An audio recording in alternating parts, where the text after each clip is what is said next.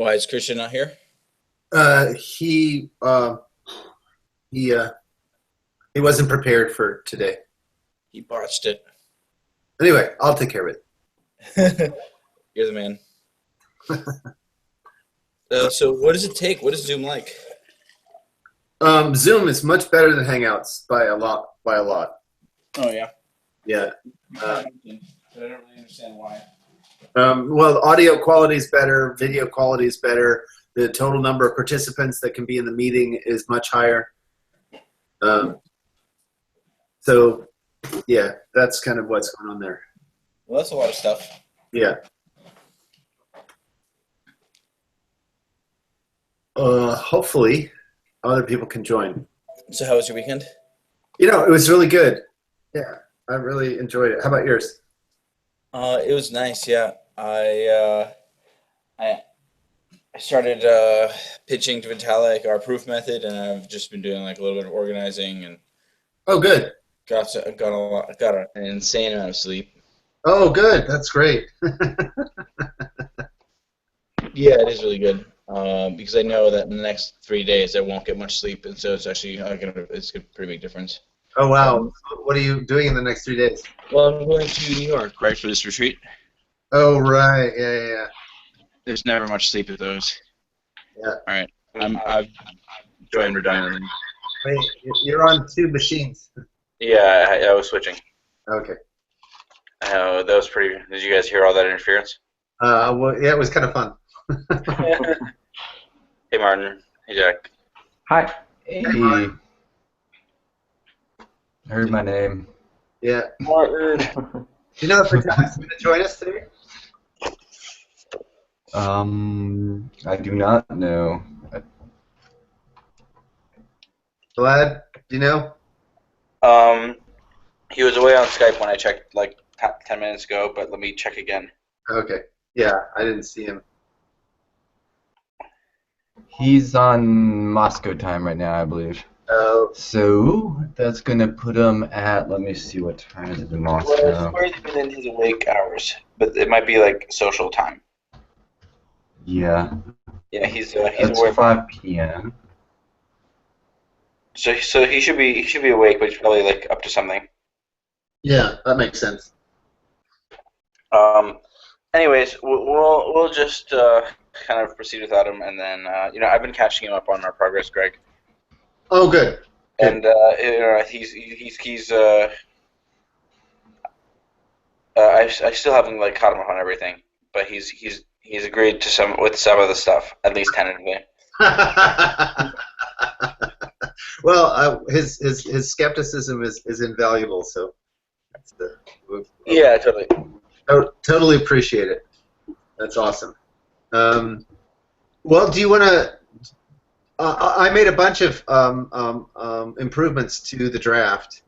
So I guess what we can tell Jack and Martin what we've been up to. So last week I've been reading it. Oh, cool. Last week I was in the Martin. I'm not sure if I added you to the document. Let me add you to the document. Hang on a second. Here, and I suppose we can kind of. It's still kind of in rough shape, but here we go. And sharing, and I'll provide a view-only link for now. But do you want to be able to make comments, Martin? Maybe. I don't know. Okay. Okay. Do you want me to make comments? Always, of course. All right, so I'm just going to paste it into Slack. I mean, Skype. All right. Here's the consensus games document of providing an axiomatic framework for reasoning about a variety of consensus protocols. All right, so it's in Skype. It should be can comment it at a minimum.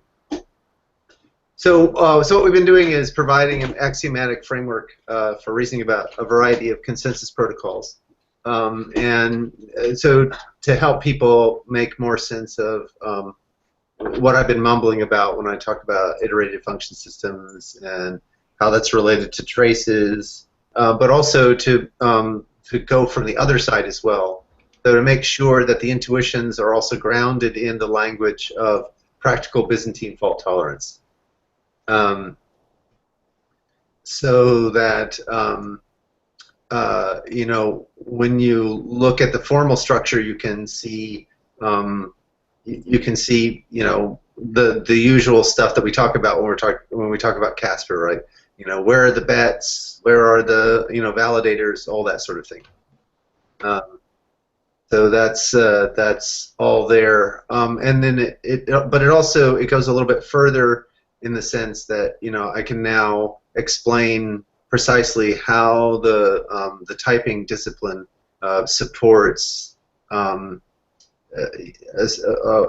variety of properties that we want, you know, so like convergence, termination, certain kinds of liveness properties. Those are all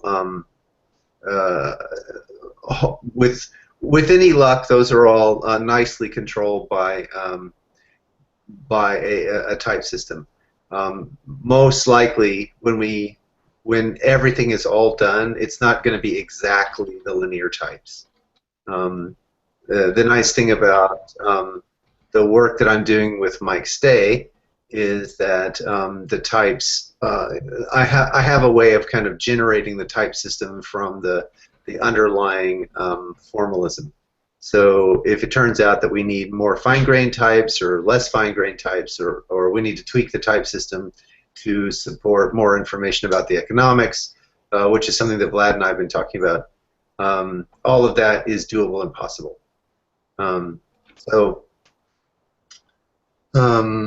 Anyway, so that's kind of what we've been up to. Vlad, did you want to say any more? Yeah, I mean, I just want to describe it from like my perspective, which is very much less based on like understanding of prior knowledge, but much more in my like of like, you know, things like much less on like types and all these things, and more on like my intuitions. Yeah. Go. Basically, to me, there are like two prongs to the kind of proof strategy. One of them is describing network and fault/behavior conditions in terms of the protocol, rather than like describing network conditions and fault conditions and like kind of the behavior of the nodes separately from the protocol. We're going to define their behavior entirely in terms of different states that the protocol could be in. So there's like this concept of, you know, a history of the protocol, which represents like a possible like sequence of states that the protocol could be in, and behaviors only really impact the protocol in as far as there are changes to the state of the protocol. So in some sense, the protocol creates like a set of equivalence classes on network conditions and fault conditions.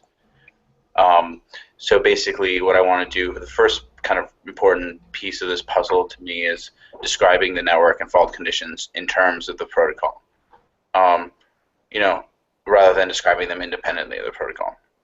So, you know, if you want to talk about synchronous networks, then what you need to do is you need to like add a timeout to your protocol so that you can think about whether the messages arrive before or after a timeout. You know, before you add any timeouts, like you can't even say what an asynchronous network really is in terms of what a synchronous network is in terms of the protocol. And so I think that's really useful because it lends itself much more to analysis. Because if when we're trying to prove things about the protocol, the things that we're trying to prove about are all defined in terms of the protocol.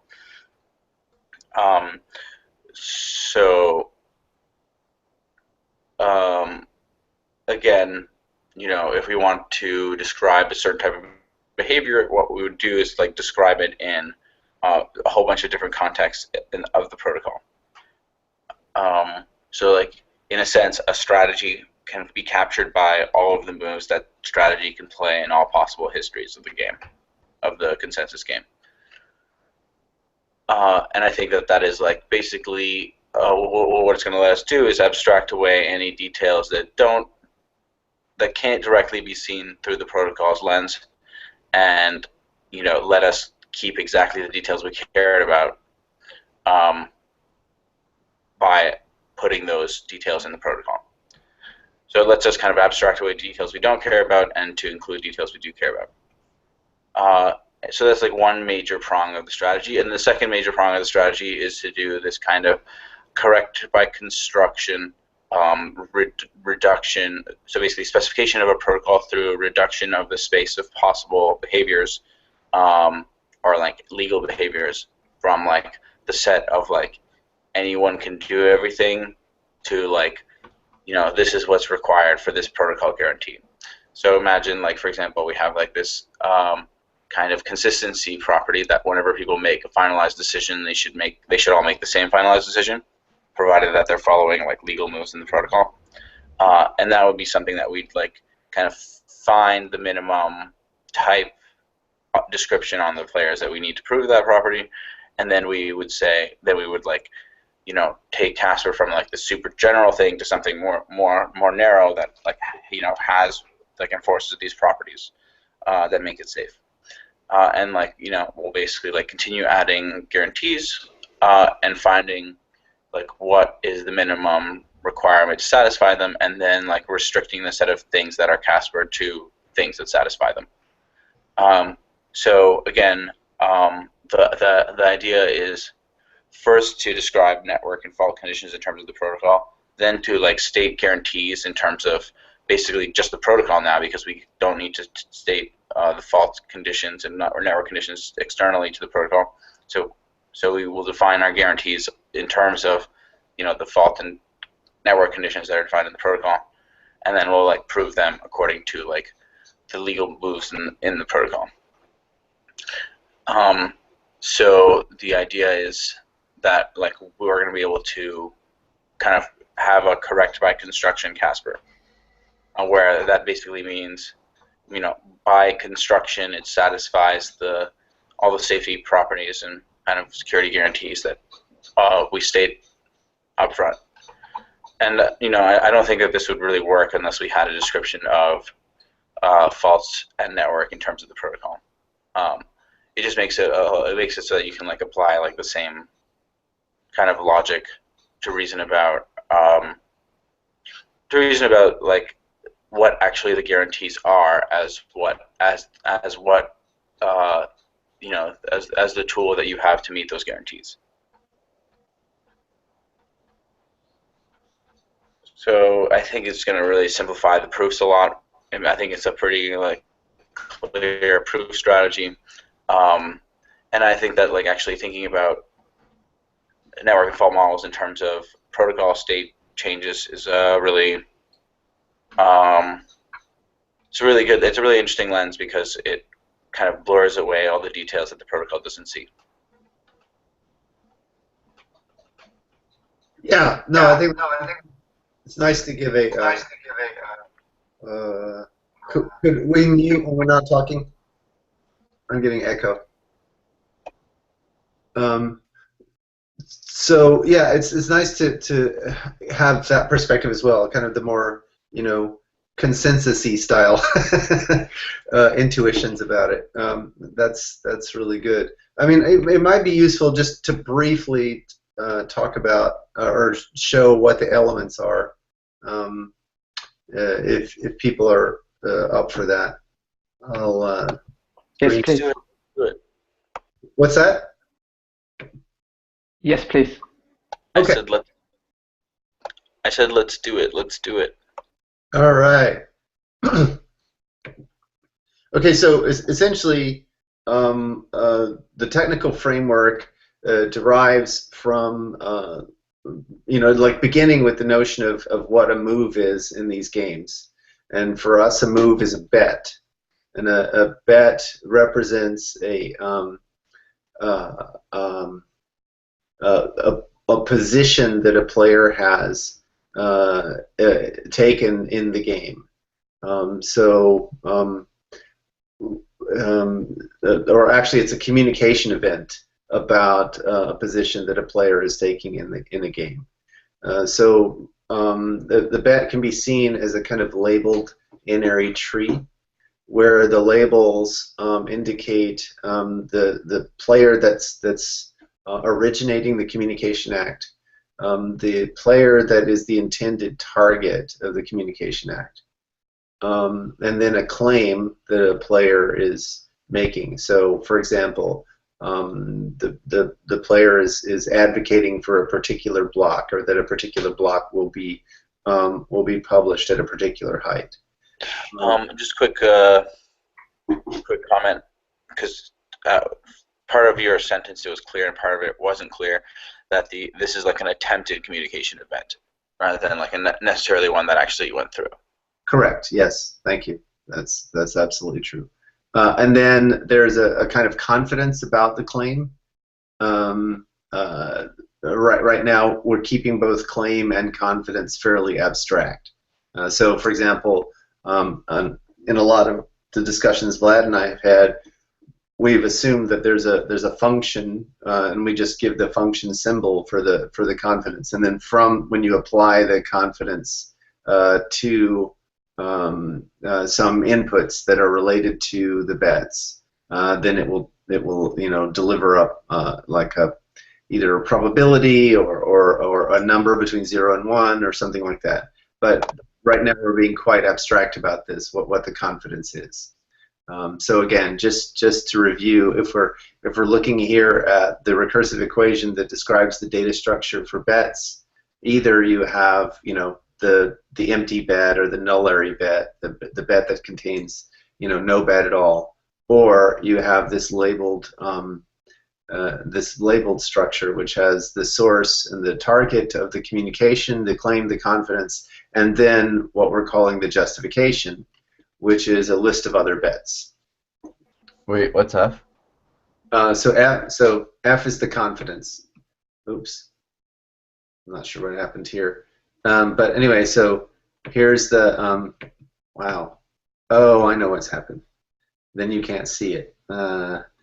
Google Docs is not as friendly as it used to be. Anyway, so if you can see my mouse, this part is I've actually got a bet versus this part, which is I have the nullary bet. This part is the label. This part is the justification, which is just more bets. So that's the tree part. Source, target.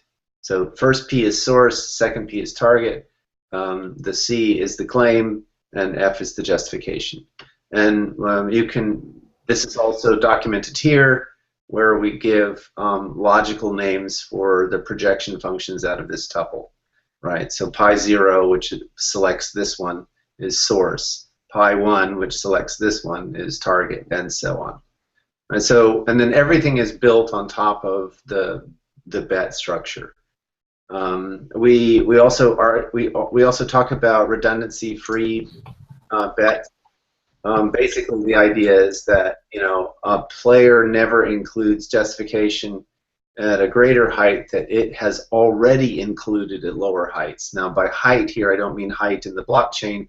I mean height in the justification tree or the bet tree. So if the player has already said, "Hey, I'm counting this as evidence," then later it doesn't also count that as evidence. There's a kind of sophisticated little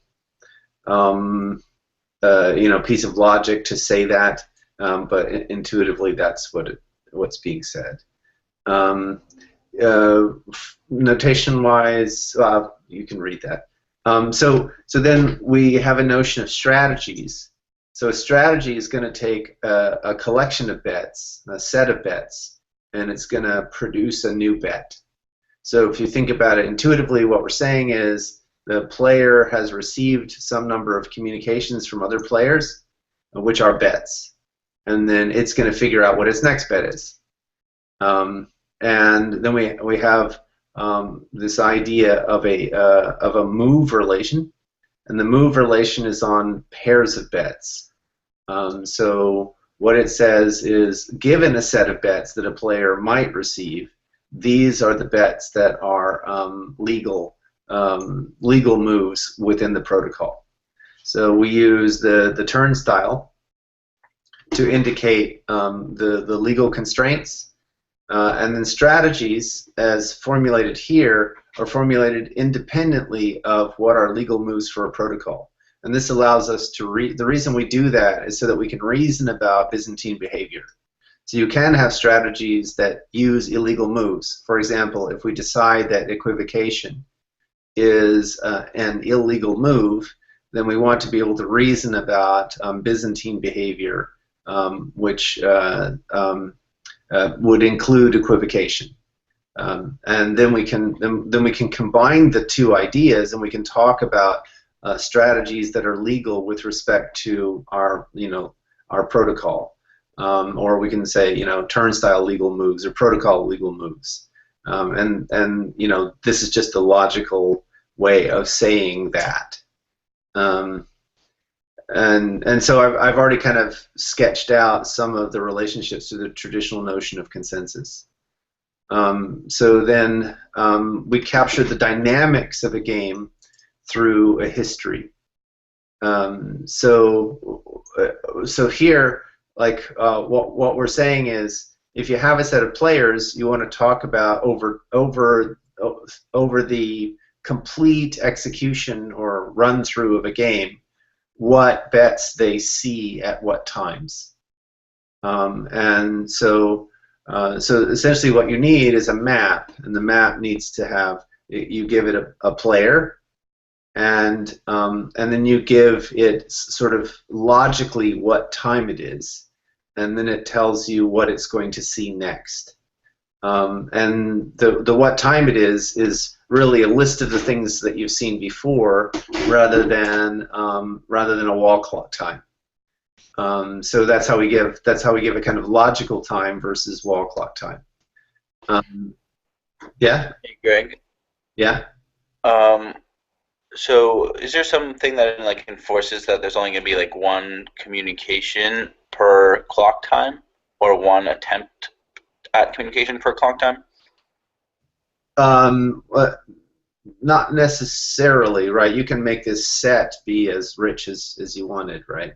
Right. So what is the benefit of allowing more than like the most incremental change at a time?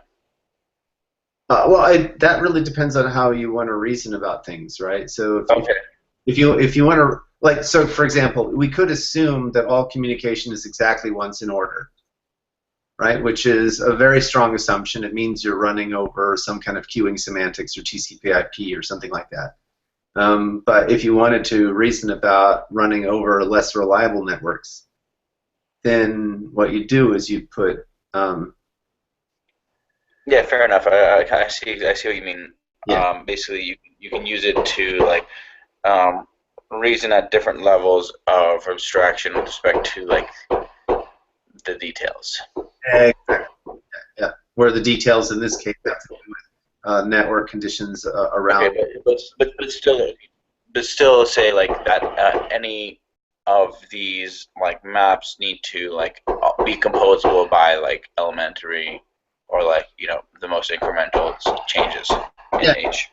Yeah, that's right. So there's got to be like there's got to be like for every like jump, there has to be like a one area path, like a path of lots of things, single step. The renovation going on your side? Yeah, in a bit, like I'm like not on the same floor, but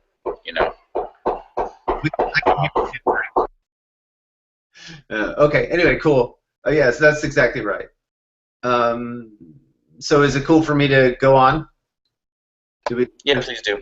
Okay. So then the other thing that we do is we make a distinction between three different kinds of states. One is, this player will never ever see this kind of history, and since it won't ever see this kind of history, then the only next set of bets that it might see is you can't see anything.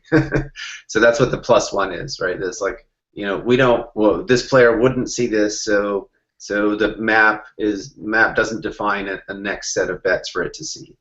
And then the other thing that we do is we provide for the possibility of termination.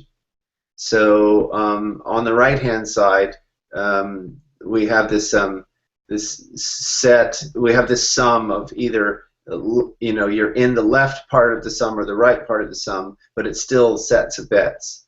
So in the left part of the sum, we're saying keep going, and in the right part of the sum, that's it, we're done, right? And then because we have this possibility here, we have to be able to put this over here as well, because you can have lists of. This is basically what you've seen in the past. And so what you see now will feed back into what you see in the past, and so you have to incorporate the possibility of this player has terminated, or it won't see any more bets, or it won't produce any more bets. So that's what this summation is providing. So that's the basic modeling here. This is essentially a global schedule for the whole game. Who is sending what messages to whom at what time, and then we've just encoded it in this function style approach that doesn't have a wall clock time. And then what we want to do is to be able to talk about the messages, like given at this time or this history, this list of bets. We want to be able to say, all right, what will player P see from P prime, given that we're at this point in the protocol, so we can easily define that in terms of a lifted notion of target applied to the history of P prime at L. So you just look at everything that P prime would see given L, and those that are targeted. I think I have this flipped around. P and P prime should be flipped, but everything that P would see at L, and then look where it's coming from P prime, and that will give you the message set. I should clarify that and fix that in the document. But yeah, so basically you can use the history plus the application of the bet structure to sets of bets to get these kinds of definitions. So here we can lift all of these accessor functions here to sets of bets. For example, the source. If A is a set of bets and P is a player, you can say, find me all of the bets that have P as a source in A. So basically filter through A, looking for those that have source P. Filter through A, looking for those that have target P. Filter through A, those things that have claim C, and so on. Right? So that's what we're using here to describe messages from P to P prime given a particular history. Then we can impose we can separate out the idea of network conditions by applying subsequent filters to that message set. And then so if that makes sense, and so what we want is to be able to reason independently about a kind of ideal history versus a history that is subject to network conditions. And that's why we introduced this notation, and I'll be detailing that later in the document. Then we have a notion of the extension of the history, and that's basically looking for all the messages that were sent to P, and then then you'll be able to add that onto L if you so desire. Right. So given L, which is what's happened in the past, what will P see next? And this is what P will see next, which is everything that every other player might have sent to P. And then from there you can define a lazy stream, right? Where you can get the player's view of the history. And so basically all you're doing is, if it's You map, so now you use the natural numbers as a kind of logical time, and you map over logical time, and you say, well, what have I seen up to this point, in steps into the history, and then you take the extension of the history for the player, and you add that on to what you've seen so far, and that's all this is doing. So that's a very straightforward way of getting a player's view of the whole history. So let me stop. I've said a bunch of stuff. Let me stop there and make sure that that's making sense to everybody. Jack, Martin, is all of that kind of making sense? Yes. Awesome. Yep. Sweet. That's really cool. Hey, Aaron. Hey. It makes sense, but usually I don't have questions until I understand it fully. Yeah, I get it. Understood. But when did you join? I was about 20 minutes late, I'm afraid. Oh, no worries. Just what we're doing is we're describing a kind of axiomatic framework that Vlad and I have been developing to be able to reason about these things and make sense of all my weird, wild claims that Yeah, no, I get it. It looks like it has all the ingredients we've been talking about. Now I look forward to actually studying this document a little later. Okay, I put it in Skype. Okay, so then once you've got history and you've got a strategy which takes which is a map that takes players to their strategy, you can ask whether or not the history respects the strategy at L for a particular P and for all P, right? So and in particular, since we're allowing strategies that are not legal, it makes more sense to talk about whether or not the history just respects the strategies of the players, rather than trying to have the history be the thing that models the Byzantine behavior. So, so what we do is first we just say, hey, does it respect the strategy for each of the players at L? And then we go over all of the L's to make sure that a particular history respects the player's strategy. And all we're saying is, that it respects the map that the player is using to guide its moves. And then the next thing is we want to talk about strategy continuous maps. And there, what you want is that the map respects the strategy, but also that when you get into these situations where the player is never ever going to see this this history. I mean this L, this particular sequence of events. Then you want it to be the case that it doesn't like jump around from I'm never going to see this to oh I saw it to I'm never going to see this to oh I saw it, right? That would be miraculous kind of stuff. So we talk about continuity as a way of defining the player's relationship to miracles, if that makes sense. So that's what continuity is. And then the other important thing is that we're going to describe that the histories describe actual sequences of message passing versus possible sequences of message passing. So that's kind of important. So then a game, so eventually we want to be able to talk about partial knowledge, right? We want to talk about possible histories, possible moves. Right now, what we're saying is this is an actual run. Given these strategies and these players and these kinds of bets, this is an actual run. And it includes the whole run, So, do all the players need to know all the strategies? No. A particular player doesn't know the other player's strategies. So it just checks. If their bets matches up to their strategy, right? That's right. Yeah, exactly. And so then a game now is going to be a triple, right? So it's going to be a map from players to strategies. It's going to be a legal move relation, and it's going to have a history or like an unfolding of events. And then we can say, using that, we can say when a set of bets agrees on a value. I should probably put this up in the bets section, right? Yeah.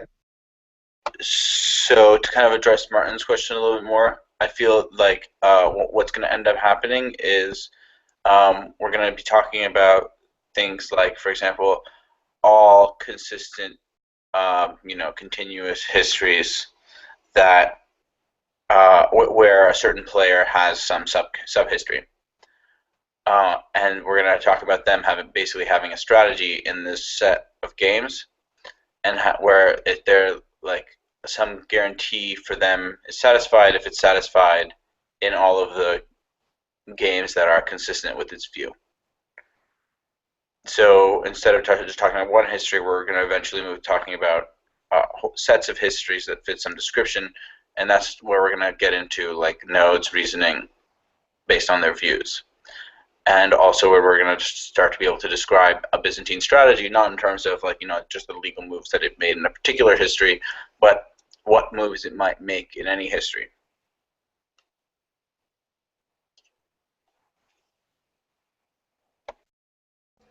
Okay, I think I understood that. So validators have sets of histories, and they check all the sets against any incoming bet to see if it's a valid move against their strategy, right? Not quite exactly. The way we would reason about whether a validator strategy is safe is by thinking about these alternative histories. The validator will just do whatever his strategy is. Right. So you think about one way I think about the checks, Martin, is that the checks will happen at compile time, not at runtime. So the checks are going to be,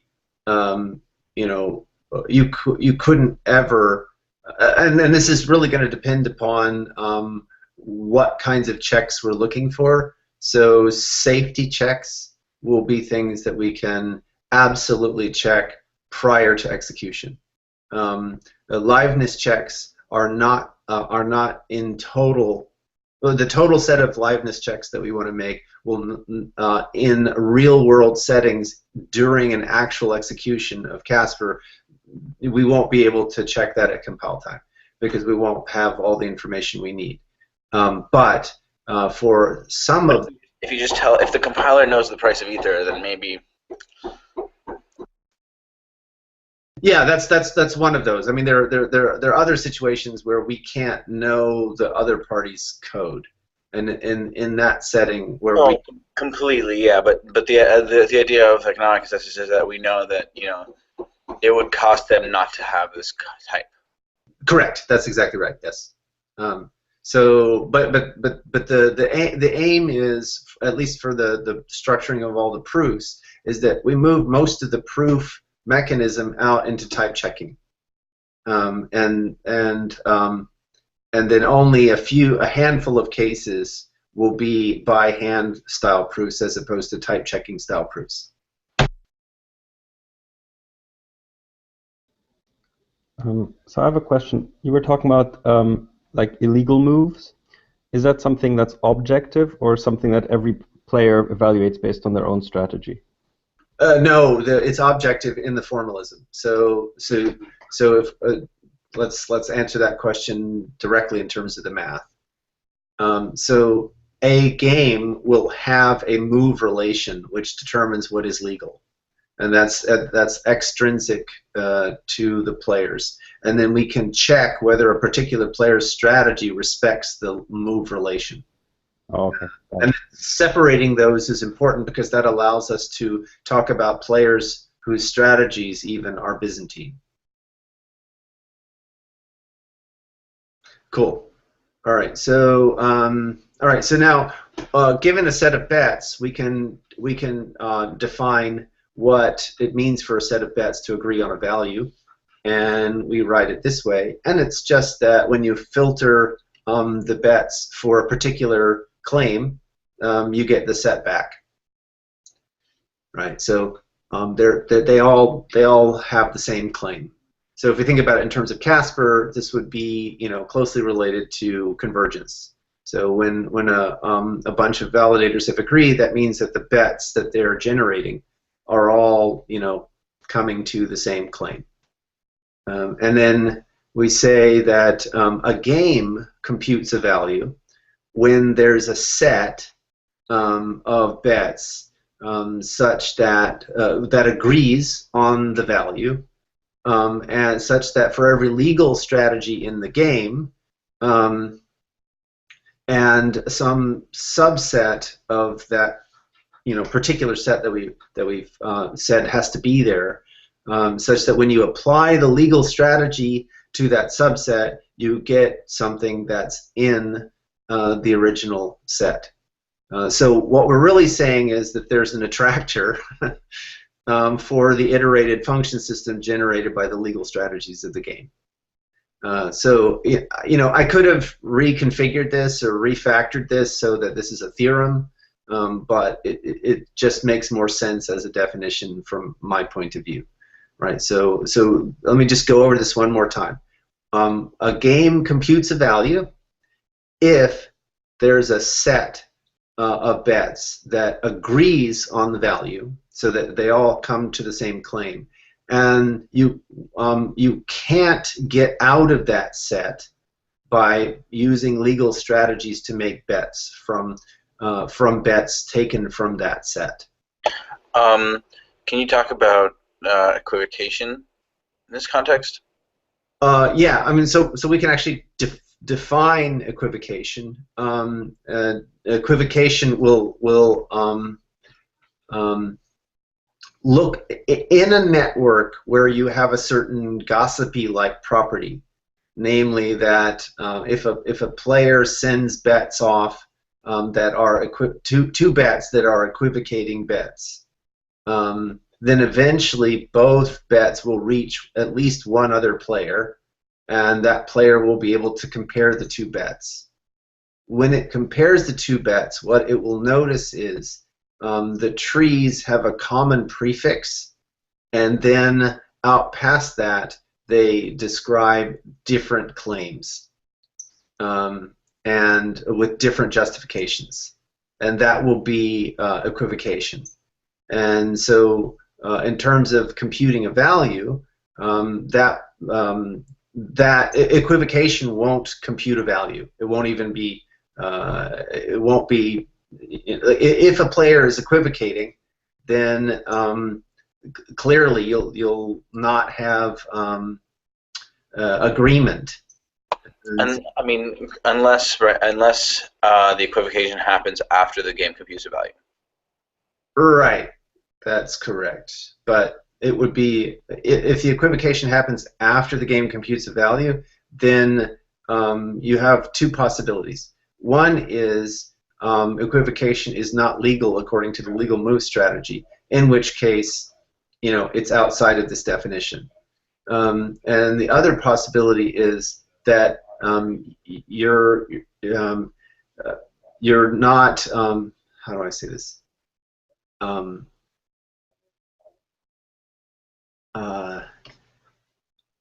You're not.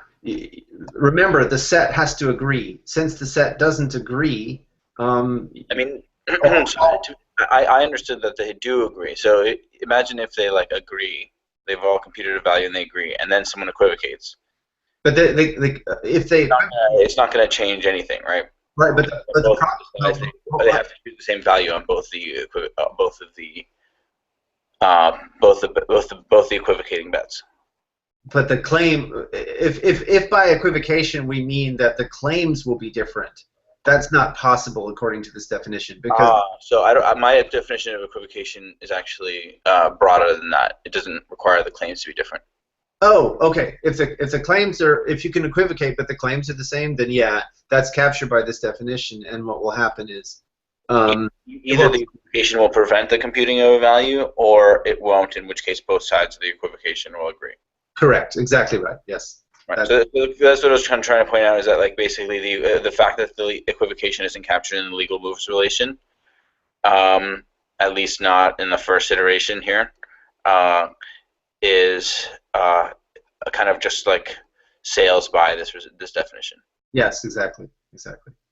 so then we can. It's easy to prove that a game computes a value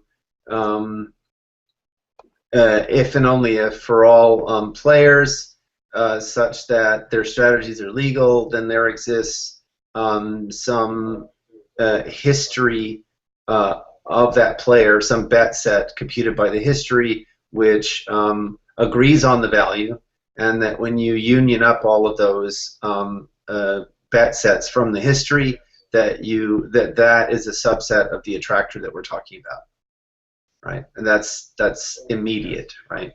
Because if they all land in the attractor, and you can't get out of the attractor once you're in the attractor, you're done.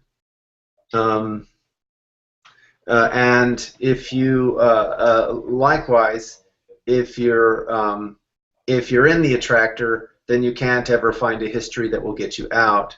So it goes the other way, right? Anyway, so it's really to me this seems dirt obvious. Yeah, I mean it's pretty clear that these are attractors. Yep. Okay, so so I can give you a kind of sense of where we're headed with this. So essentially, what the first step is as we've said, we want to consider going to we want to consider moving to views that are about possible histories as opposed to actual histories. And so the way to do that, let's just say, first of all, let's begin abstractly. So imagine we've got a language of predicates that filters and collects games.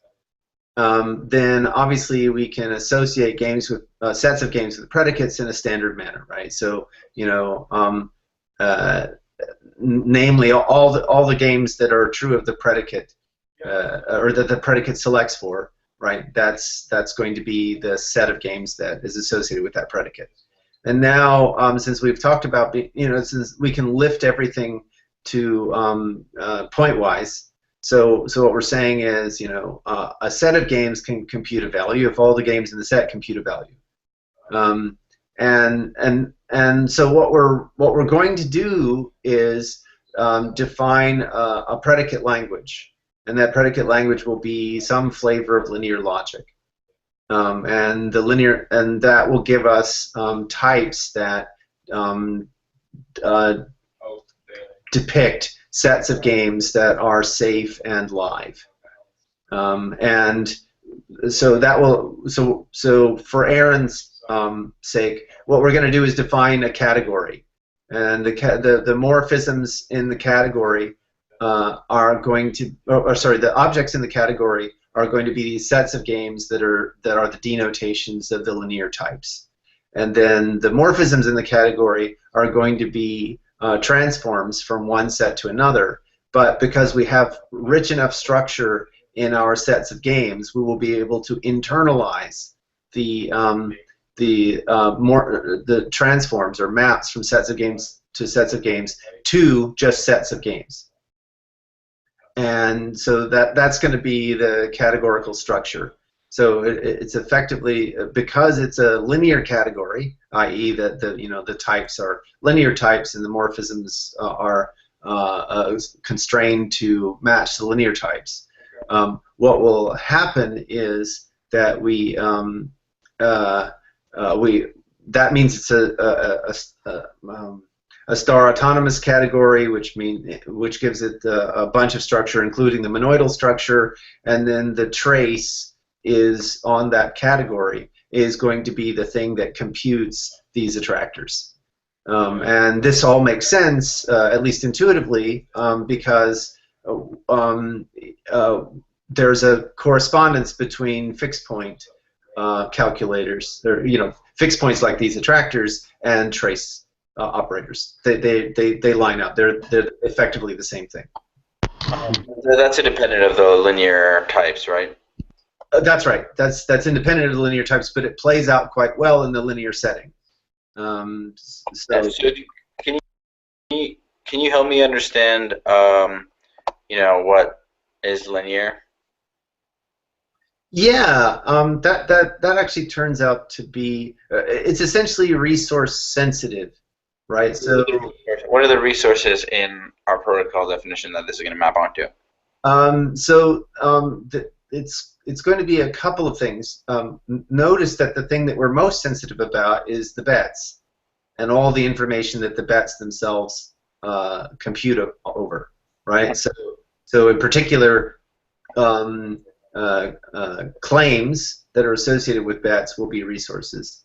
And then the other thing that we will be linear in is the players themselves, right? So it will make a difference. Like a game that has a single player following a strategy is not the same as a game with two players following the same strategy. Sure. So kind of related to the idea that we're going to be reasoning under inconsistent information. That's right. That's right. So the linearity is again, it's putting constraints upon the use of bet information, and it's putting constraints upon the behavior of players. So more players equals different dynamics. Less players equals different dynamics. So, for example, that kind of thing that is the sort of discrimination or discriminatory power that we need in order to be able to reason about network partition.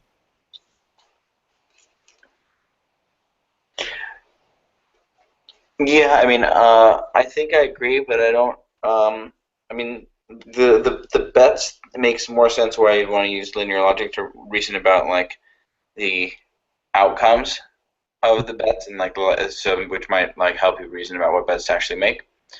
But Yep. it sounds like what you described is like some kind of a not necessarily linear change due to a linear change in the number of players. Yeah, but by linear change we don't necessarily mean. Yeah, sometimes the intuitive notion of linear doesn't map onto the technical notion of linear here. So linear is just going to be that copying is tightly controlled, and that's all we're saying. So copying a player means that you're changing the dynamics. Copying a history means that you're changing the dynamics. So, okay. I mean, I still I'm not 100% on what the kind of step is between the kind of propositions about games or histories to the types.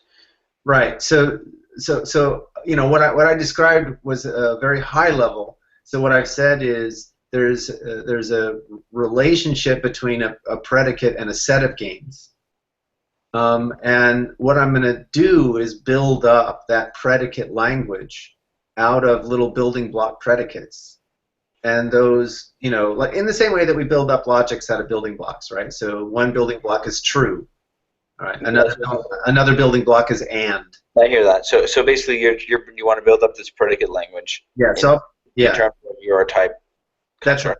That's right. So the predicate language will be built up out of the types, and the types are generated from these little building blocks.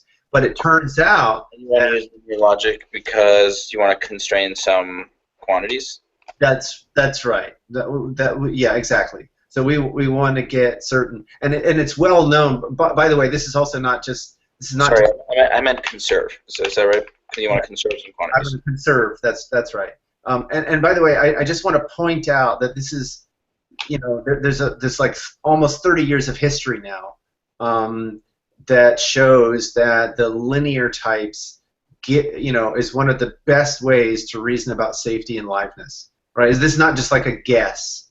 Right? So Wadler has his session types, which are directly derived from linear logic and give you exactly these kinds of properties for pi calculus processes.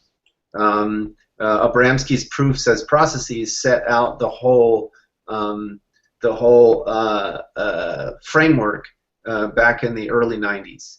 And that's what people have been essentially following, since then. And it turns out that the Abramsky Highland Ong games follow exactly the same idea, and the notion of interaction categories follows exactly the same idea.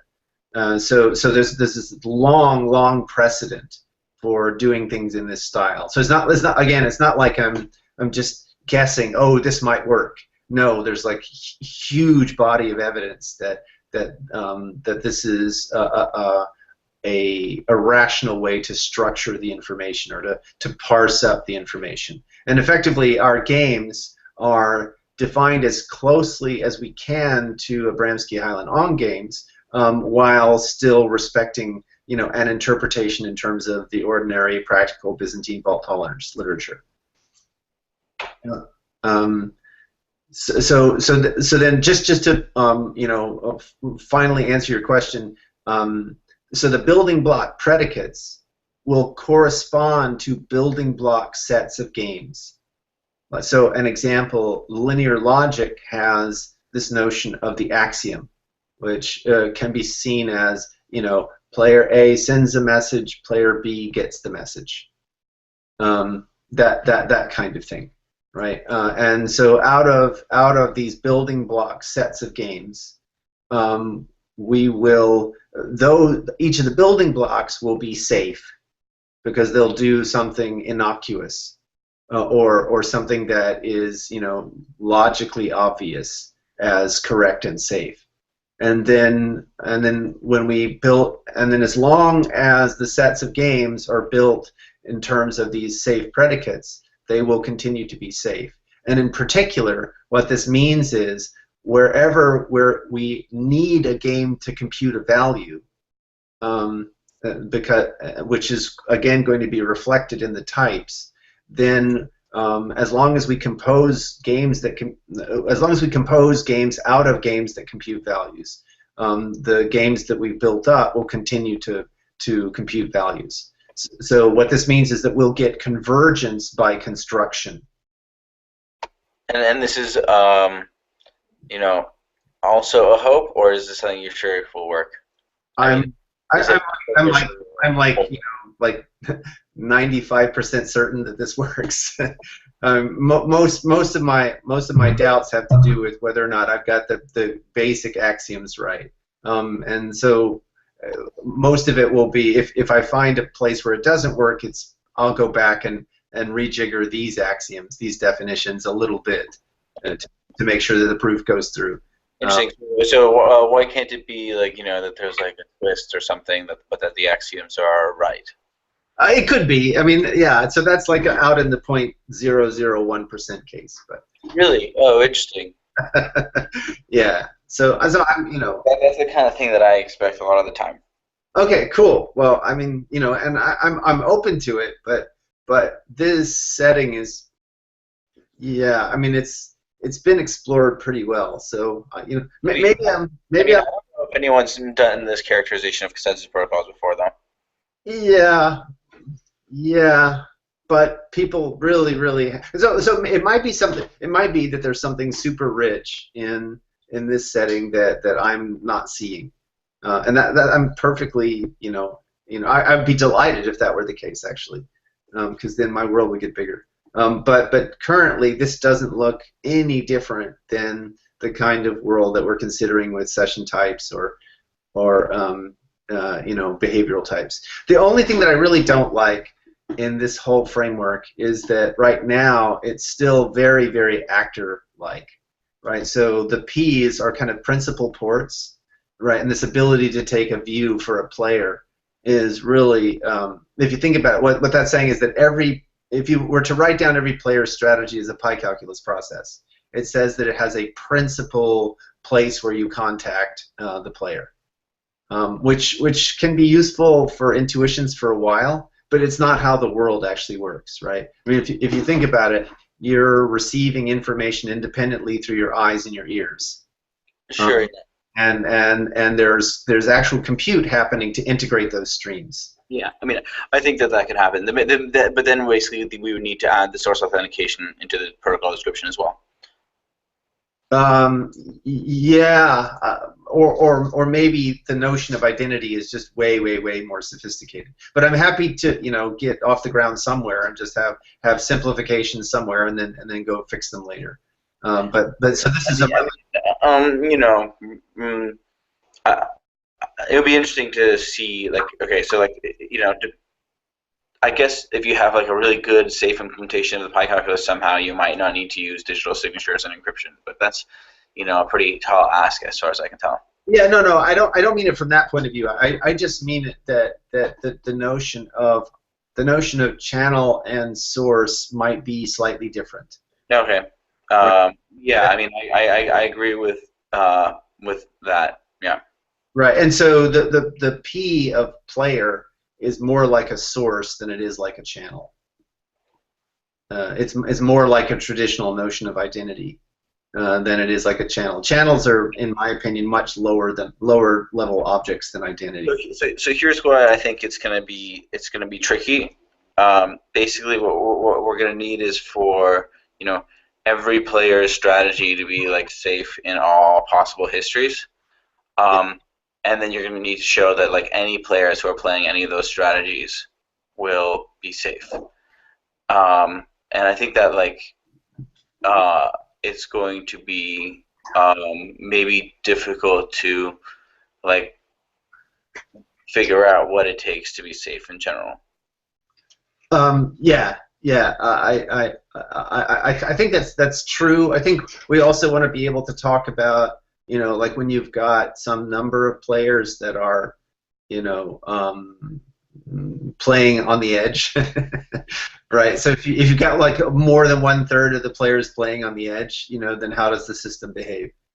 Right. Yeah. I mean, we should be able to describe all of that kind of stuff. Yeah.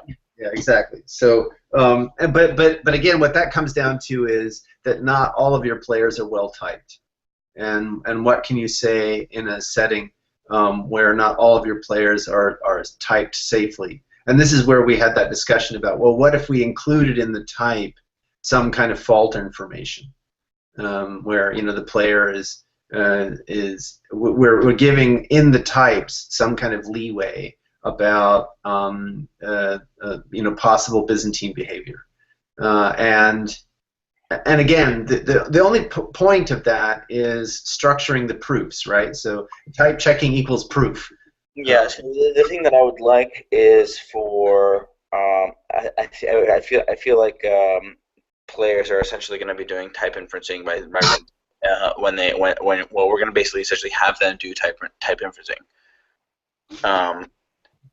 Yeah, so you again want to do this typing during runtime stuff, and well, basically, in order to play safely, you may have to, in order to prove that a strategy is safe, you may have to think about, what sets of behaviors are possible on the other side, which means like what type might they have, and so it would definitely be good to add like the Byzantine thing. Yeah, exactly. But basically, what we want to do is like enumerate all the possible types that the protocol could possibly care about, right? Yeah, right. But the question is whether or not that's done during runtime or done before you ever start executing. Oh, but my node could never check your node's type. Right. So in the setting where we can't know the types, then again we can still conduct the proof like before anything ever starts executing. If you what I'm kind of saying is that like we have more information about the types at some time later in the history than we do at the start.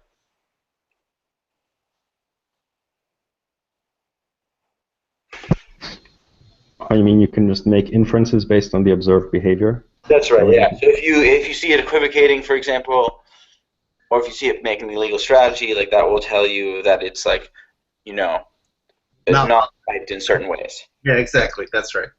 That's correct. But that again, that's more about how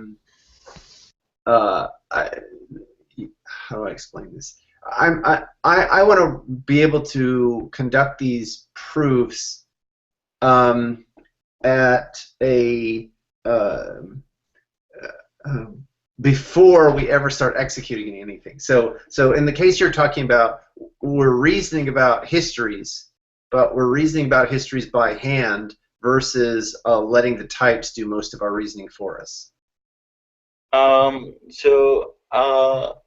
You know, I'm not. I just imagine that this is like what it might take in order for clients to know that they're safe. Yeah, exactly. Yeah. No, I think we're in agreement. We're just it's just two different perspectives on how to package the information, right? And I'm just simply saying that you could package up the information. Oh, I see what you're saying. I think you're arguing that the client, a particular client, won't necessarily know what kind of situation it's in from the range of situations that we have classified with our proofs. And so as it's executing, it needs to be kind of looking at the data it's got and going, okay, so far everything looks like it's going according to type. Oops, I just saw this message. Okay, I'm over in this section of the proof. Yeah. Okay, got it. Yeah, I'm with you. I imagine it will be a process of elimination. Yeah, fair enough. I absolutely agree with that viewpoint, because there will be times when clients won't be able to have access to the code that others are running. Yeah. So Thank you for this discussion, because I agreed with both of you, but I didn't understand how I could do that, because you seem to be in disagreement. Sweet. Yeah. You just said, Greg, I missed it because it just like my internet lagged for a moment. Oh yeah. No, all I was saying was, we can structure our proof in such a way that there's a bunch of the proof of safety that's all governed by types, and then there's a bunch of proof of safety and liveness that's all done by hand in terms of reasoning about possible histories. But then when the client is actually executing, it doesn't know which part of the proof it's in, right? So it can be watching the behavior and going, okay, I'm here in typesland. I'm here in typesland. Everything's going according to plan, and then poof, in comes a set of bets, and it goes, wow, this is not according to type. So I must be in this other part of the proof, and then it can take effective action. Yeah, I mean, the way that I would describe that is like, you can describe the validator from a global view or from their own personal view. Yes. And it doesn't know the global view, but it eventually needs to find out if the global view has computed a value, if it wants to make a safe decision. That's certainly part of it. I think there would be lots of other ways that things. It's not just global local, but that does play into it for sure. Okay, so it's like 8:13. We've spent almost the entire time on this. Does anyone want to give some quick updates? I actually have to get off like in 5 minutes.